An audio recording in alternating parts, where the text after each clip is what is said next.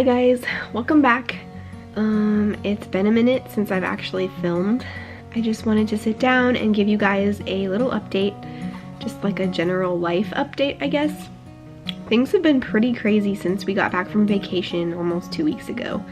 I don't know what happened, but like just my daycare business has been exploding lately. Like I've had all last week, every single day, I had interviews. I signed on 3 new daycare kiddos in the last 2 weeks.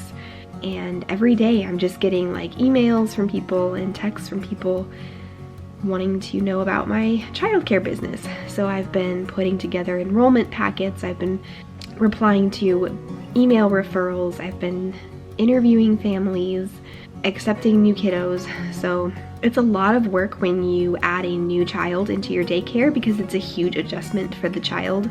So you have to just spend a lot of time with them, reassuring them, and it's, you know, multiply that times the 3 new kiddos that I've had like in one time, and it's just been really busy. It takes a lot out of you, and on top of that, I got sick 2 days ago. I'm pretty sure it's just a cold because I'm already feeling better. I felt terrible yesterday, and that was day 2 of being sick. And then today, day 3, I feel pretty good. It's just like a cough that I still have and a runny nose. I just took a really hot shower to try to like drain everything. Kind of gross, but just to drain everything so that way I could sit down and talk to you guys without sounding too terrible. So if I don't sound awful right now, it's because I just had a long hot shower. Just a little update.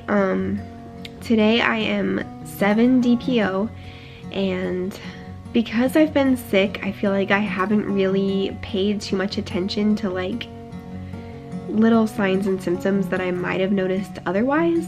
But overall, I just feel like there have been a lot less obvious signs going on this month compared to last month.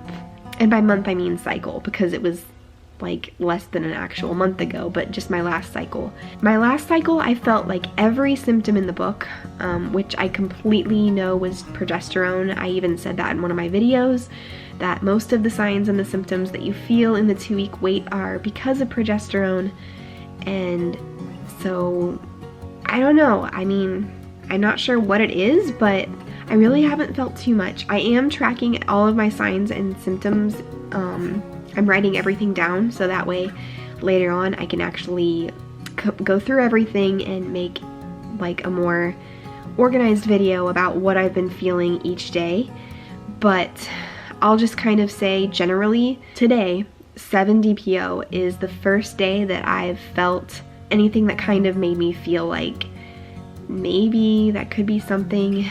And 7 DPO is a common like implantation day, so it's not impossible that I could be feeling something. Okay, let me back up a little bit. So this month I decided to track my basal body temperature. So for those of you who don't know what that is or what that means, basically your basal body temperature is the temperature of your body when you are completely at rest.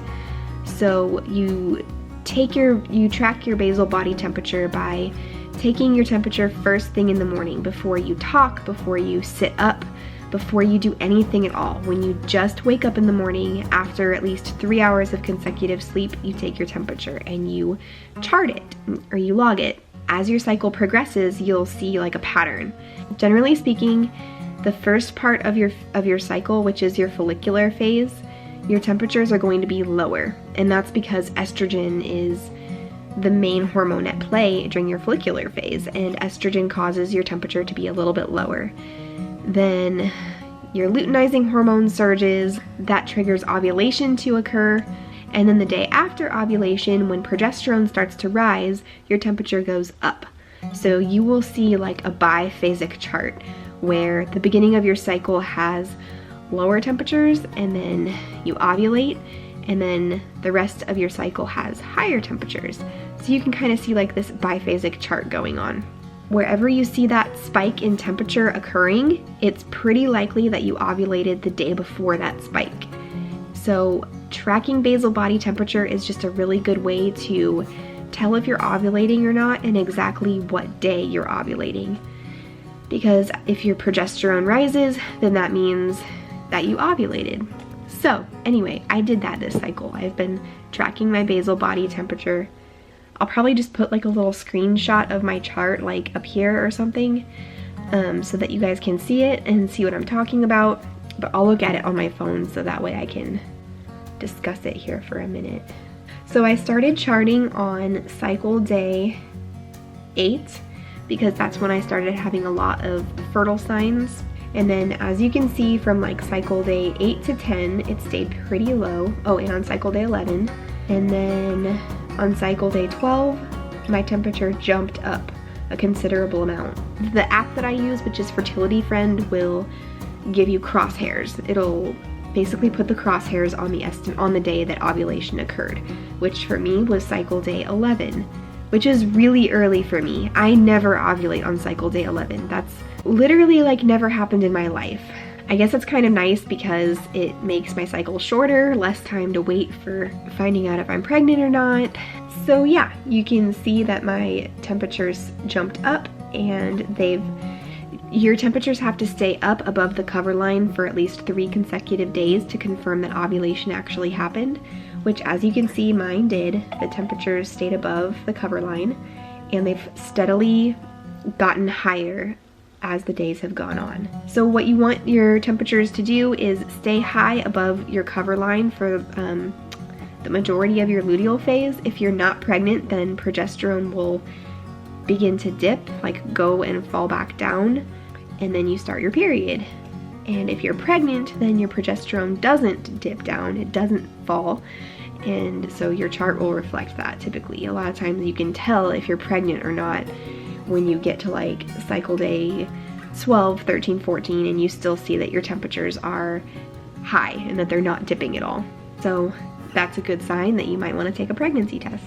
Implantation would have like just occurred like right around now, so I could already have like a little baby growing in there. It could already be implanted if I am pregnant this cycle. As you can also see from my chart down below where it says the letter I in between notes and OPK, if you follow that across, it says PN, and those are the days that we tried for a baby. So we actually managed to try on my 3 most fertile days this cycle. So I feel like there's a pretty good chance we got to try on the day of ovulation, the day before, and then the day before that. We have as good a chance as any to actually be pregnant this cycle. As for like today's signs and symptoms, because today was the first time that I noticed anything at all that kind of made me think maybe, possibly, and that is that all of a sudden I've had lots of increased cervical mucus. It's kind of awkward to talk about, but this is what I'm going to be talking about a lot on this channel, so whatever. Just a big increase in CM, and I don't know, that could just be progesterone. So, and then my boobs are feeling a little bit sore today, which is the first time that they've even felt different at all. They haven't really bothered me at all this cycle. So it'll be interesting to see, because last cycle I had all of these symptoms and I was like, could it be? And then it wasn't. And in this cycle I'm like, really, I haven't felt much. The first time I felt really anything was today on cycle day 7, and so I mean, it'll just be interesting to see. Probably take a test on cycle day 10, which is in 3 days. Today's Wednesday, Thursday, Friday, Saturday. Oh my gosh, I could take a test on Saturday and potentially find out. If I did implant yesterday or today, then Saturday should be enough time like to find out if I'm actually pregnant or not. I did go and get my blood drawn today, so I went and got my progesterone checked. I will get those results tomorrow and we'll just go from there. If they're low, then I'll start taking my progesterone supplements this cycle. So yeah, my battery light is blinking, so I'm gonna go ahead and just end this video, wrap it up. I just wanted to give you guys a little update about what's been going on. My life's been crazy. I've been so busy. I want to keep posting. I would love to post regularly, but it's just been so busy. And yeah, I guess that's it. So thank you guys so much for watching, and I'll talk to you again soon. Thanks, bye guys.